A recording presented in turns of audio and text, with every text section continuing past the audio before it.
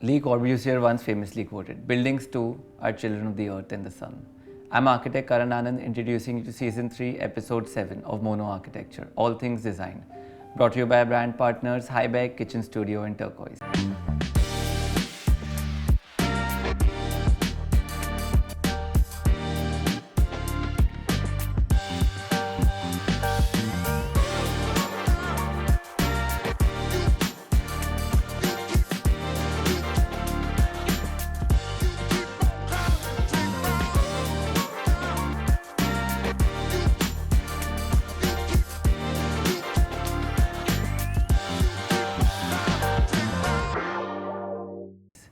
Today we have with us two such individuals who have embraced this philosophy absolutely, holistically and completely. We have with us Maria and Kehzad of Shroffleon Architects. Hi guys, it's nice to have you all here. Hi, thanks for having us. Hi. Okay guys, so before we start talking about architecture and context and design and life, I would like to talk to you all about how you all began your practice, what the journey was like to reach where you all are today. Because like I've asked a lot of other designers, each one of us has a very unique story as to where we have reached. And especially for young designers who are watching our audiences, they all want to know how much of an effort or what the journey is to reach where you all are today in your life. So I think, well, we met in grad school. We were both in America. We were classmates basically. Cornell. Yeah. And we always, both independently, were clear that we wanted to be on our own, to have our own practice. That is something that, so I think in a way, whatever decisions we took, even live in America or not even going to Europe and coming to India, it was always keeping in mind that we wanted to start our own practice independently. And somehow India at the time seemed the best. Logical choice. The logical choice to do. Then we came here, we struggled for a long time. So you all got here and started your practice immediately, or did you all work? Well, I think We did many sort of things at the sustain same ourselves. time. Yeah. we, at one point, we were teaching in 3 schools. At the same time. At the same we time. struggle a lot. Beginnings are always. We were even writing for a magazine Yeah. because there was no real work. You know, we tried to get little work here, there. Yeah, at the beginning there was nothing. No. And I think then, as we got our first job, the 3 schools became 2 schools.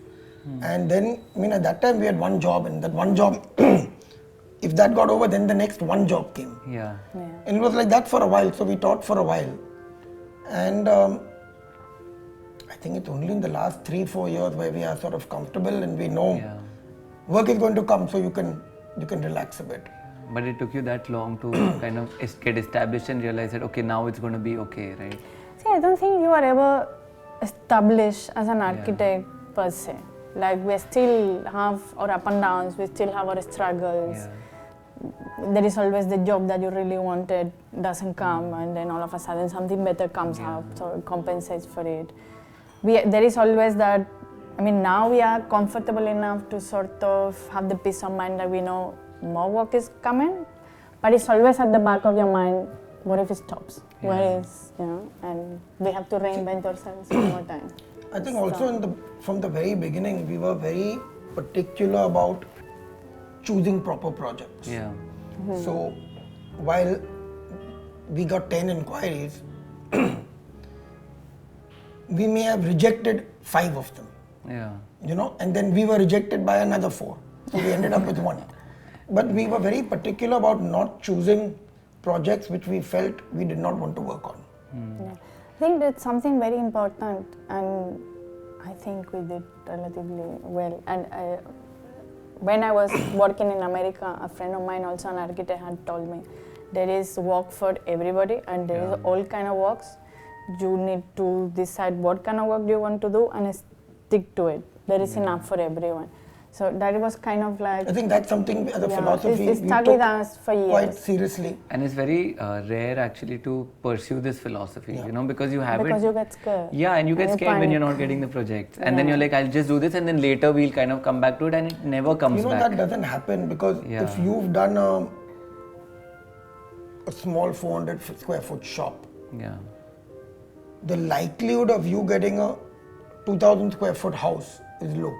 Yeah. You will get more 400 square feet shops. 400 might become 600, 800, but you're limiting yourself by taking a particular kind of work. At least that's what we feel. Yeah, and that applies not only to the kind of work, but also, what I mean is not to the kind of program or not the size of your projects, but also to the kind of clients, right? Clients who will let you do, or sites that will lead you in a particular way.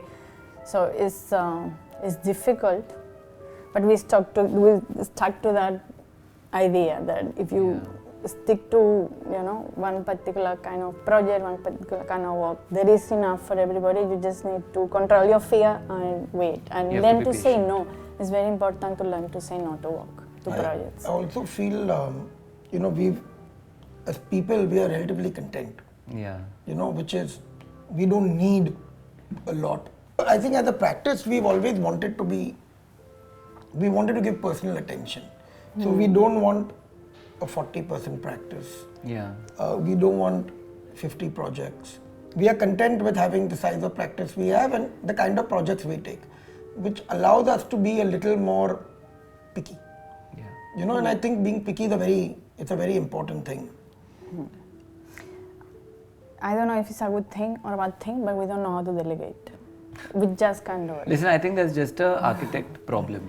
None of us can delegate. Like, we keep wondering ourselves these large firms that have, 50, 100, 200. How does it work? Like, how do you know what's happening in your It's project? the issue with micromanagement, right? You want to micromanage everything. Like, we can't miss a meeting with a vendor or on site or with the carpenter or with the client. Then the fear that losing control of the project is too much for us. And I think that's what differentiates like an average practice and a great practice. That unless you're not on ground, especially when you are at a stage where it matters so much, right? I feel like any great architect, whether you're looking at even someone like Sezadid or Lee Korb, at the beginning of where they were not delegating. They were there. They were on site working till they were not, Korb may be an exception there, but I think for most architects, their initial work is much better. Yeah. Korb is probably an exception, but he's an exception. Other than him, I think most people, in the beginning, the ideas, their projects are much more interesting. Then it sort of gets, watered down as the projects grow, the number of people grow, and then you have to pay the bills. Yeah. When you said that, I also thought of IMP. He's also like very similar. Yeah. I mean, but that's such a, like in so many conversations that I've had, the relevance of this has never come up. That your initial work is always better than your later work, more often than not, because you stop going, you stop following up, you start delegating, and then suddenly, like even if I'm doing a small project and I have to choose a curtain, for example, it's not even an architectural project, say an interiors project, I can't, like, because I'm just like, what is this person going to go? Because I want white curtains, on my side, or I want off-white curtains, I want shears. What if the client or my intern takes a print, so it's I don't think that there's anything wrong with it. I think that is the roadmap to becoming an extremely successful studio. So I think that's apt what you're saying, and it's very beautiful. Could we talk a little bit about you were saying? I was going to say one thing, when we just started out, I had read this phrase somewhere. I think it was Tim Gunn. I don't know who Tim Gunn is, but where he said something like, an amateur does not know the limits of what he can achieve and what you can achieve. So he invariably exceeds what is possible. Yeah. When you have the burden of experience, and I'm using the word burden of experience, you know everything. Yeah. And that's when you sort of, this is possible, so I'm not going to try and exceed it. Yeah. And I think that's exactly why when people are starting out, their initial projects are much more exciting than after a while. Yeah. Because you've gained experience, and I'm not using that in a good way. Yeah, and then you just repeat, right? Yeah, you do the same thing again and again. You know what works, and then you know what is expected of you also. Yeah, because everyone looks at you as okay, they are going to do this for me because they've already done this, and then suddenly if you create something new, they're like, this is not why we hired you. So suddenly your portfolio is the glass pyramid. Yeah. So That's true, so I mean, no offense to one of the greatest architects ever, but I also want to ask you all about your education in Cornell itself, right? What was that experience like? Because you were surrounded by the campus itself has some of the most beautiful structures on earth, right? And it's an Ivy League, and the curriculum is absolutely stunning. You have some incredible faculty who are there, who are teaching, who are also practicing architects, right? So what did you all study there? What was your journey like there? See, I did my undergrad and grad then. So you were there for 7 years? Yeah. Wow. I taught there also after that. We came back to India. She settled down and I left. And where did you teach in India? Where was your first? Kamla Oh, that's a great college to Rachna start. also, I did Kamla Reja, Rachna and Balwant, I think all three together. BVP. Kamla, that's a great portfolio of colleges to have. You chose the right ones. So undergrad was, I feel, extremely rigorous. I think coming from Kamla Reja where I had finished 3 years and I started afresh. The level in the first year was higher than the third year of Kamla Reja. Also, I think because you have a studio culture which is lacking in India or in Bombay, you don't feel the pressure of working. Yeah. Over there, if you left before 3 in the morning, people will look at you strange. Well, in India, you work for 2 hours and you're done. So, undergrad, I think, was extremely rigorous. And, it helps with skills, etc. Grad school, I feel, was a completely different ball game. It was completely theoretical. And I think I went through 2 years without drawing a single plan or section. In your, In grad school. I just did diagrams. Grad school is mostly research. I just did some research basically. Research Kind of based honing projects. what you want to master yourself in eventually. Not really, but I feel it taught us how to think. It taught us how to think, and I feel that's something that's really lacking here in general. Yeah, that's lovely. And actually, when you all are talking about teaching, you have to think. It was one of the questions that I was going to ask later, but I'll bring it up now. Very often when I meet a client or if I discuss with a few other designers, all of that, they don't have the process of ideation, conceptualization, abstraction, making a sketch, resketching, using gateway paper, using tracing paper, using layering, using, all of these things, which when I look at your work is very evidently there. Like the kind of structures that are being built or the layering that is happening is not something that you've woken up one day and said, okay, let's design this structure and let's build a wall and let's do it. So could you walk me through your ideation, how you theorize things, how you have learned this and how you execute it in real life practice? Because as you said, it is really lacking. And when I was studying in architecture, I was fortunate enough to have Akhtar Chauhan sir as my dean at that point of time. He was an amazing individual. He would not accept any drawings without a concept sheet, abstract sheet. We had the sun paths and the shadows and like all of that. And only then were we able to, post understanding context of site and post understanding concept, create something. But as time passed, I myself have forgotten to do that. Because it's easy. You open a pen, you watch an Instagram reel and you're like, oh, this is great, let me make a few tweaks to it, the client will love it, and you push it off.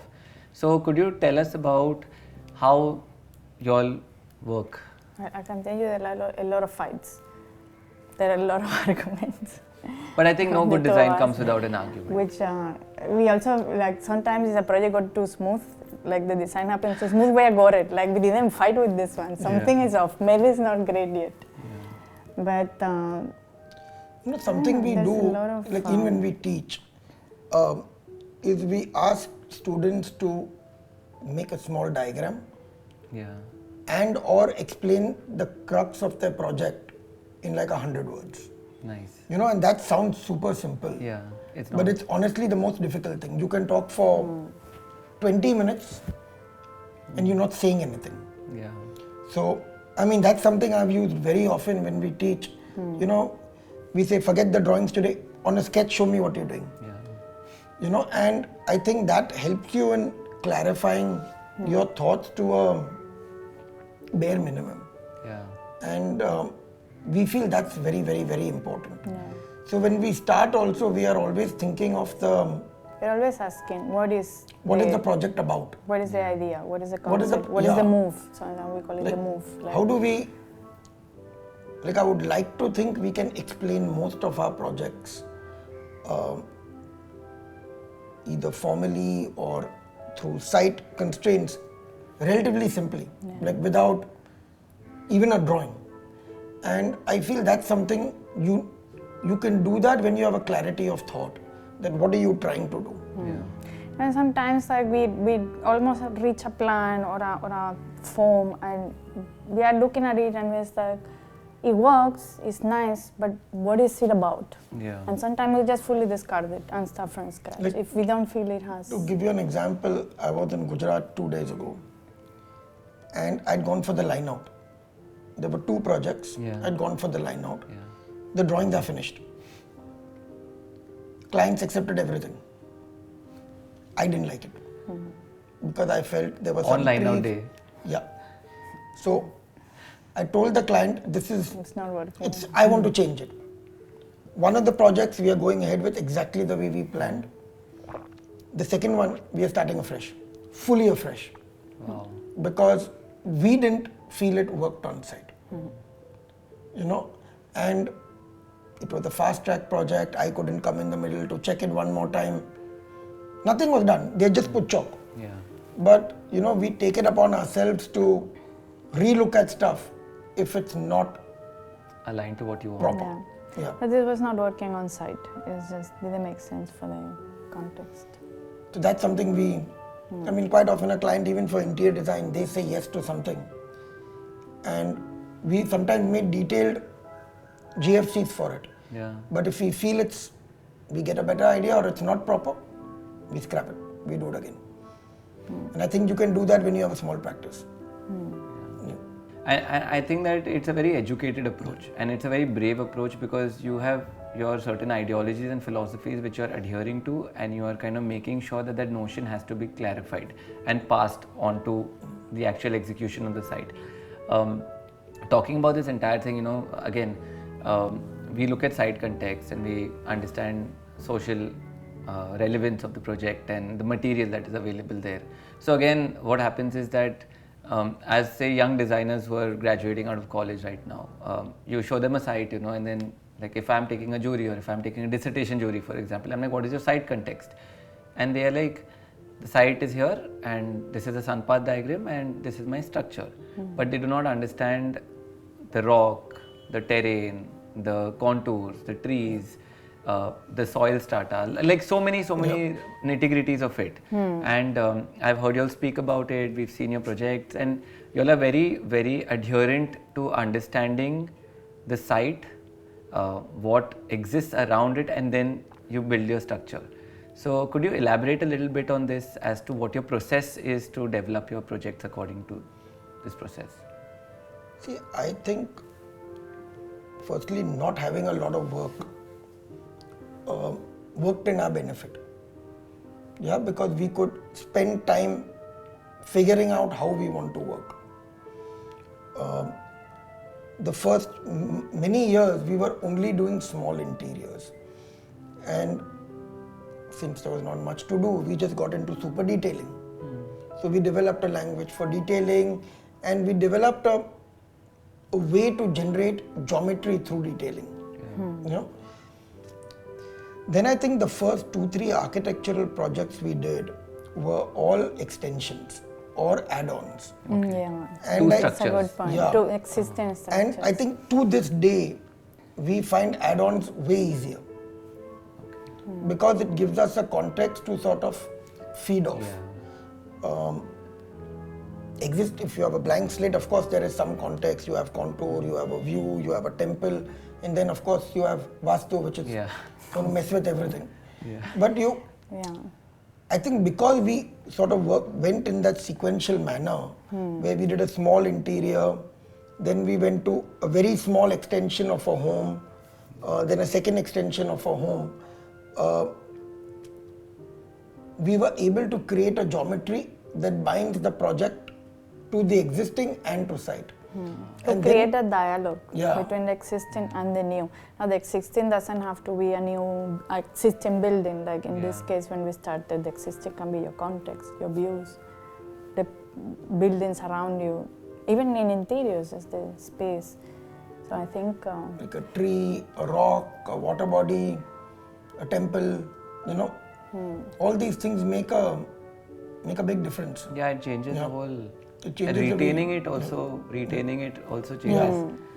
Like I mean, it reminds me. I mean, it's a very typical example, but just Falling Waters. I mean, Yeah. like it's a very obvious Yeah. go-to, but I mean, that's crazy how he has understood that context and built it. So that's beautiful.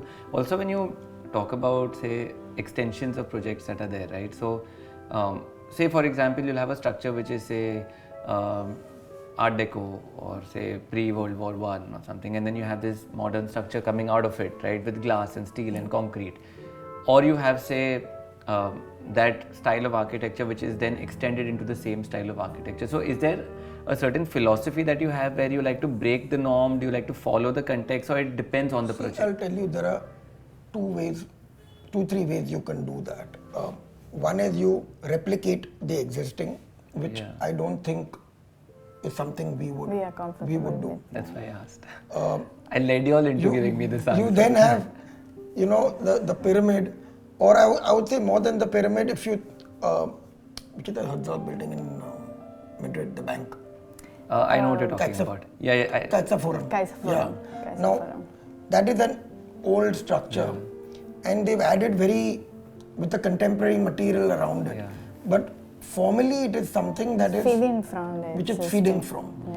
Yeah. You then have Moneo, Yeah. which takes from existing context, or even David Chipperfield. He takes from existing context. He doesn't really change the materiality, but you can see a connection. But you can completely see that this is new. It is of today. Yeah. It's not of 200 years ago. I would say we are somewhere between the second and maybe the second more than the third. We would like to get to the third at some point. Yeah. Yeah.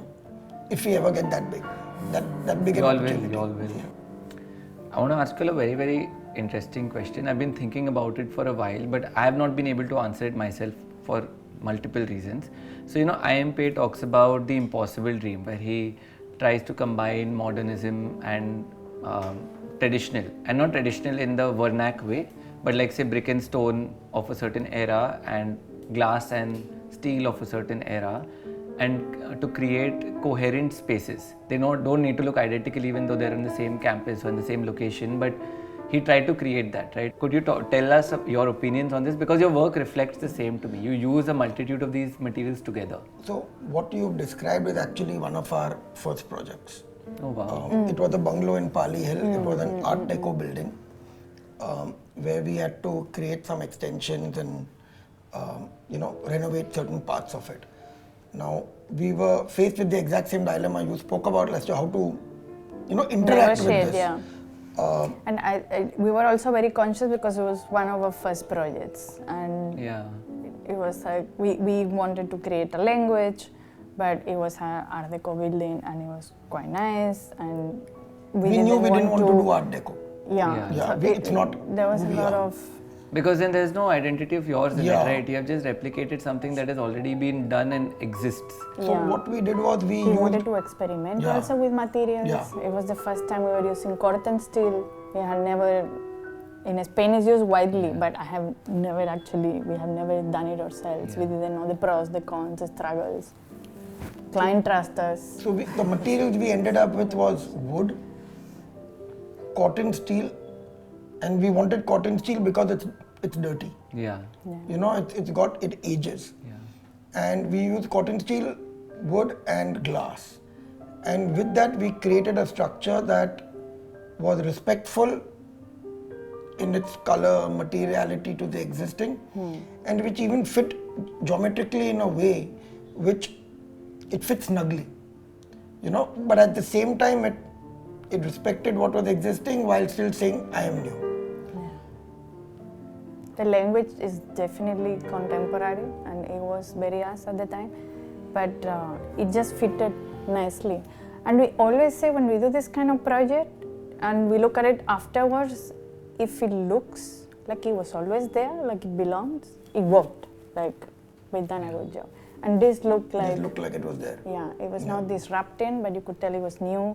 It just sit well, like it could have been originally made like that only. Wow. This isn't. We've seen this project. It's on your. It's one of our first ones. Yeah, it's beautiful. But the have like fact that you use that steel is, I mean, it breathes, right? It kind of almost corrodes to that. I would not use it again. Was it difficult to? Now the No, I feel. And I've never seen. I rarely. I don't think anyone is using that, especially in Bombay with our. No, see, we've used it in Alibag, and I think in Alibag it works beautifully beautifully, because yeah. When it bleeds, bleeds. it sort of takes the area around it. Yeah. And in Alibag with gravel, grass, that It's okay. merging It's part looks of the, nice. yeah. But in Bombay, In I an urban context, don't think it was a. Yeah. You end up seeing the lines. Yeah, and you the see a flow when line it at the rains. bottom. As a material works perfectly in our weather because it just creates its coat. It would last forever. But you get the red stains. Which See, we were told it will all bleed, fairness, and we watered it for like 2 months, like a lawn. We And just we kept weathered it watering it 3 properly. times a It's day. not enough, maybe. so Yeah. it just keeps. The first monsoon it created a line, then we got that out, and then it didn't happen again. But it was I've a studied stressful this moment. material in theory, but I did not realize that it continues to. Yeah. Yeah, it just continues. So you Which basically. is the beauty of it and what Yeah. makes it long lasting. Sorry. Yeah. But at the same time, if it's a very dressed up context, then the client has to be okay with the red line on the floor. Yeah. Okay, guys, I think let's take a pause from this very, very beautiful conversation. Now we're going to play Pictionary.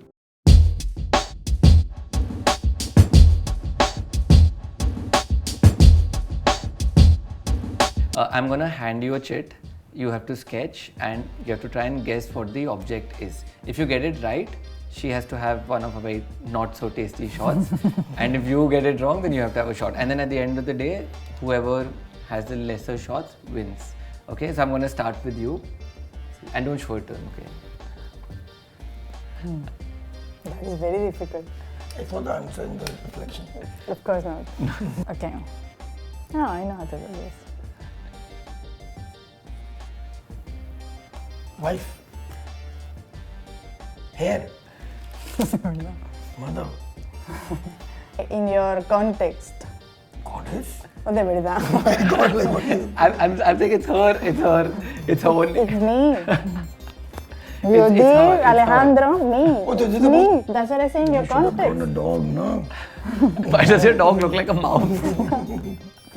Okay, you have to have a shot. Terrible. The worst that he's enjoying this. He likes it. I don't drink this often. Yeah, it's a treat, no? Symmetry? Asymmetrical? Wow, that's crazy. Well done. No, you drink again. I guessed it. Oh yeah, your turn. You drink again. You like the. So it's Basically, if you get it right, if you get it wrong, from any side you have to have the shot. You can have half also if you want. no, it's fine. It's fine. Okay. Okay. Oh, this is very hard. Can Oh, we yeah. change it? I'm No. not even sure what this is in He has to English. get some points. That's true. Okay. I'll start with the easy part. House. Okay. That is the second part. I have no idea how to draw the first one. Okay. What is this? Tennis. No, but what is this? Court. So, this is... Courthouse. Yes. Not bad. Not bad. I Well had done. drawn a tennis court. Well done. Okay. It's not so terrible. That's so terrible. Dimensions. A section. A slab. Floor plate. Close.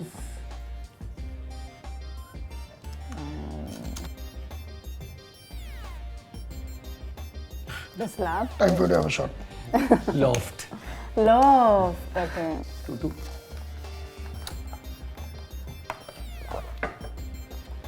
Oh, mine.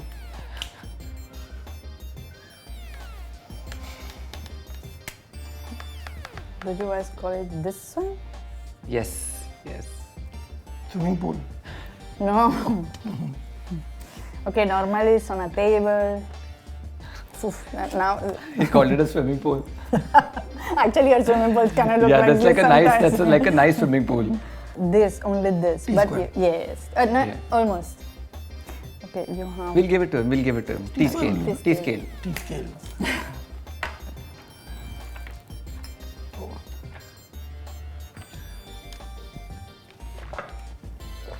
Coast, Golf, South Bombay.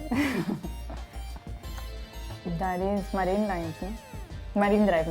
That's Marine Oh, Drive. now I understood the context. Oh, Building in Marine Drive. A building in Marine Drive. Art Deco? wow. I thought you were trying to make like some Art Deco sketch that she was calling the coast. Okay, so it's 3-3.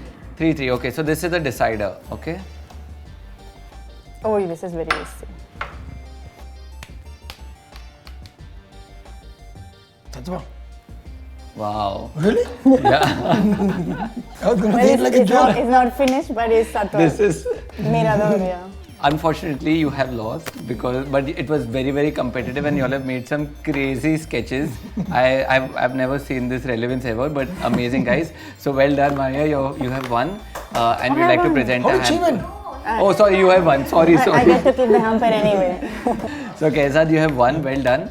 A brand kitchen studio have prepared a beautiful hamper for you, and they're going to present it to you. Amazing. Yay. Thank you. Thanks. Thank you. Maybe next time.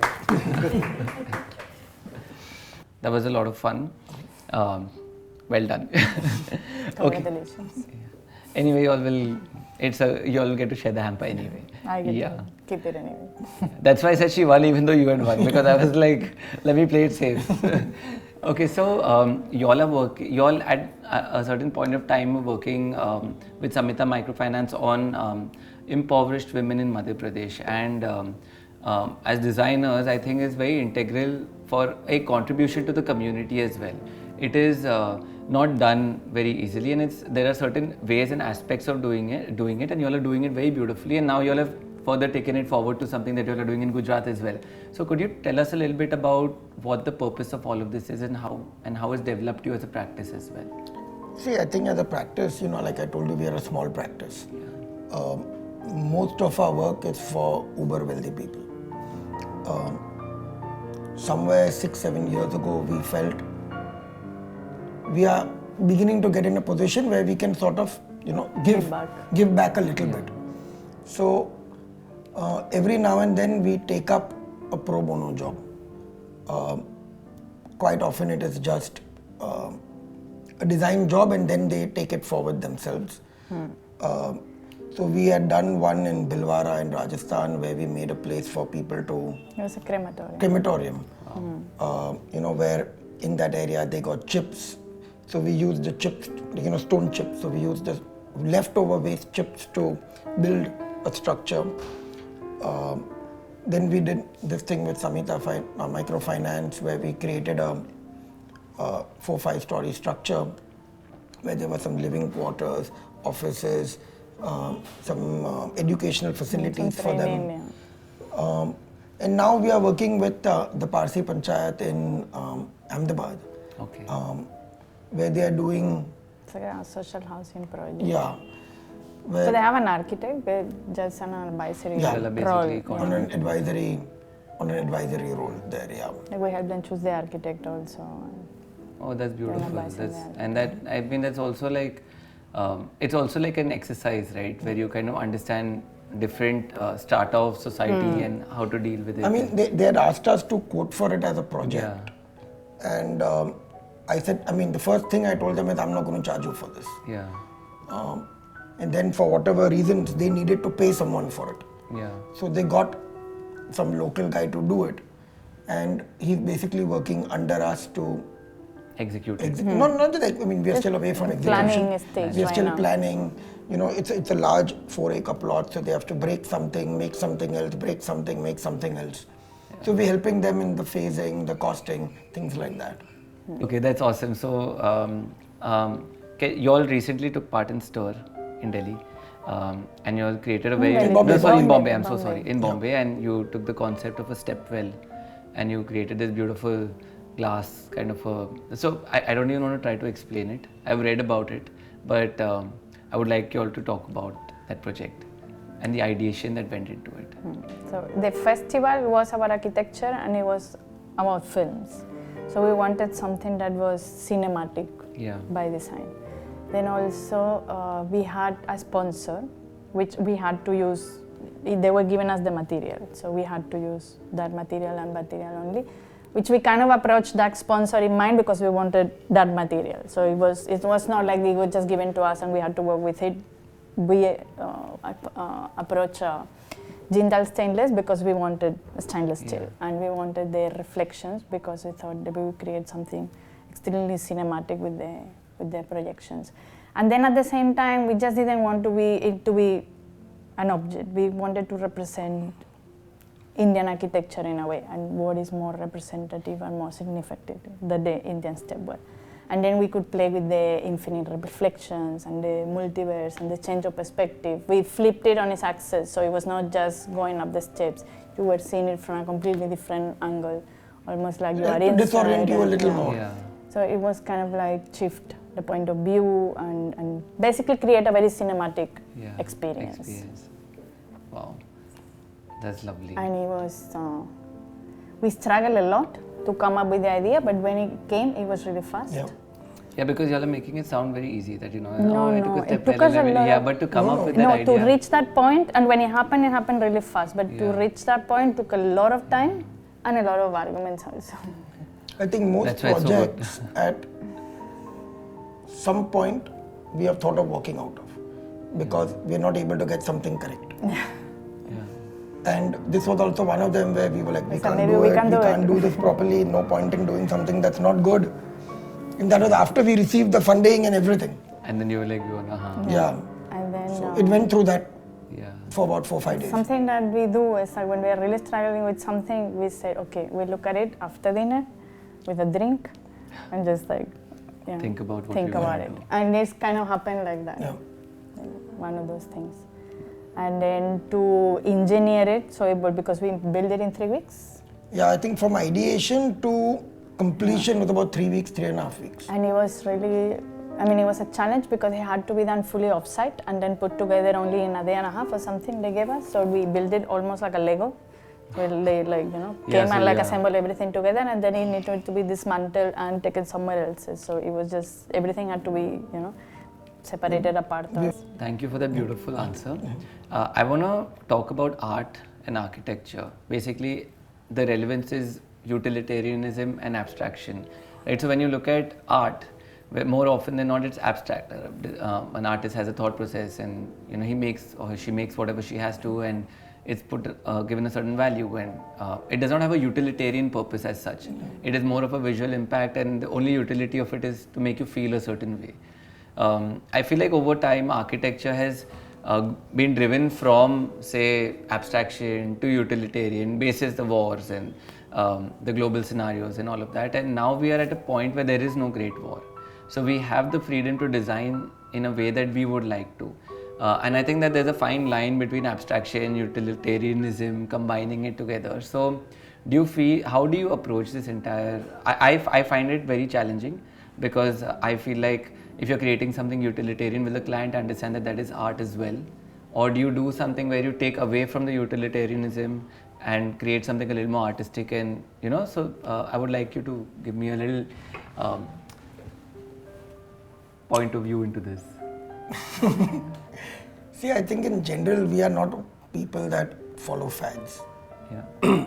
So, the funky shapes, funky building materials, we don't prescribe to them.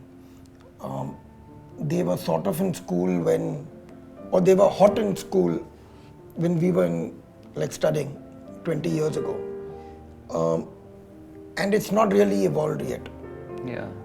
I would say the same thing about parametric stuff. Parametric also, to me,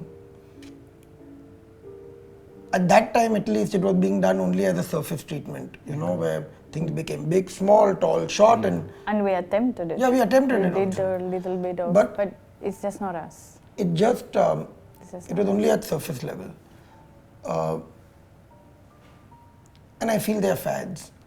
I think we are more inclined towards things that are classic and where you can really see, if you take a photograph of it, you can see time frozen in it.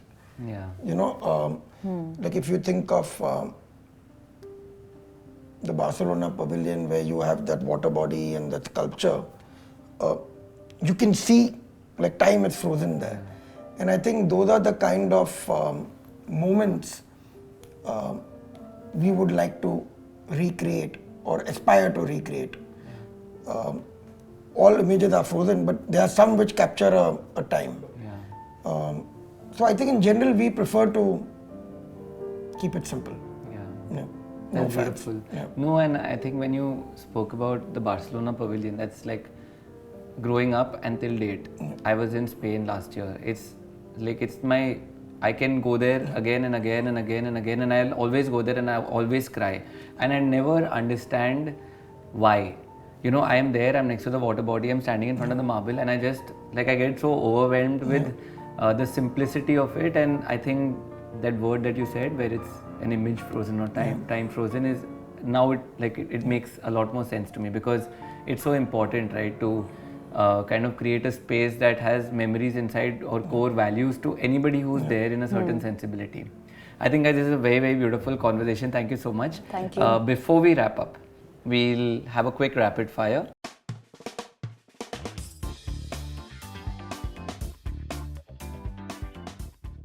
Kedar, I'm going to start with you. Okay. Since you were the winner of the last game. Okay. AI driven or human centric design? Human centric. Brutalism or minimalism? Oof. That's hard.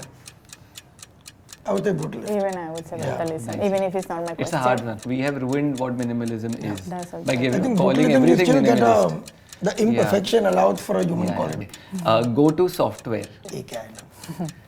Context or contrast? Which excites you more? Context. Henry Sullivan skyscraper or a Lee Corb modernist villa? Maybe the skyscraper. Okay. What space makes your heart ache in the best way? A garden. Lovely. What material tells the most passionate story? Concrete. I knew you were going to say that. If you could redesign one iconic furniture piece, what would it be? I wouldn't dare. I knew you were going to say I wouldn't that. dare. Okay, I'll change it. If you could create one iconic furniture piece, what type of furniture would it be? Something uncomfortable. Like the ritual chair. Nice, okay. Okay. Okay, we're done. Those were lovely answers. Well done. They're beautiful. I'm still going to have one. Okay. Maria, now it's your turn. Okay. Okay. Sketching or digital modeling? Well, I do something very weird, which is I sketch in AutoCAD. Oh, you sketch in AutoCAD? In AutoCAD, yeah. Okay. If you could choose one material for your dream house, what would it be? Wood. Wow. Okay. Wood. Designing in the day or night? I used to design only at night when I was a student. Now that I'm an old person, I design the best fresh in the morning as early as possible. Okay. Yeah. Okay. Sagrada by Gaudi or the Barcelona Pavilion by Mies? That is a tough choice because Gaudi was one of a kind. There is nobody who carry on with his work, but it was one of a kind. So maybe Gaudi. Okay. Do you start designing with a feeling, a form, or a function? I would say both at the same time. Both at the same It's time? difficult to fully disassociate. Like I'm thinking of the function, but at the back of my mind, the form is also. Lovely. Okay. What era feels like a lost lover? Do you have an answer for that? Not sure. Maybe the 60s. The 60s? Yeah. Batman. Not to me. No, not to me. Which art movement do you feel like you would want to go back to and relive? No? Okay. It's difficult to choose. All, little bit All, of each. no? Yeah. Biggest misconception about architects? My shock when I came out of school is that you have this idea that you're going to be just designing what you like and there is no constraints, and the only important thing, the only thing that matters is how good you are Yeah. at your work. And when you come out and face real life, that is close to irrelevant. And then people. I think after we started practicing, after we finished our first job, we learned to be a little more appreciative and more forgiving of projects we saw. Okay, last question, okay? An architect who inspires you. But not me, someone else. Or not me also. Alvaro Siza. Oh, lovely. Okay. Alvaro Okay. Siza. That's amazing. Fran is from the very beginning. Maybe that's the love, what did you call it?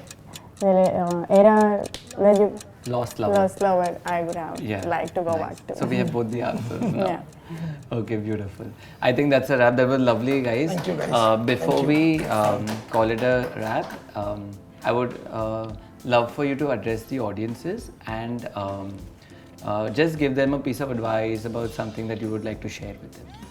If for whatever reason you do decide to take on architecture as a profession, which I may or may not advise, stick with it and have patience.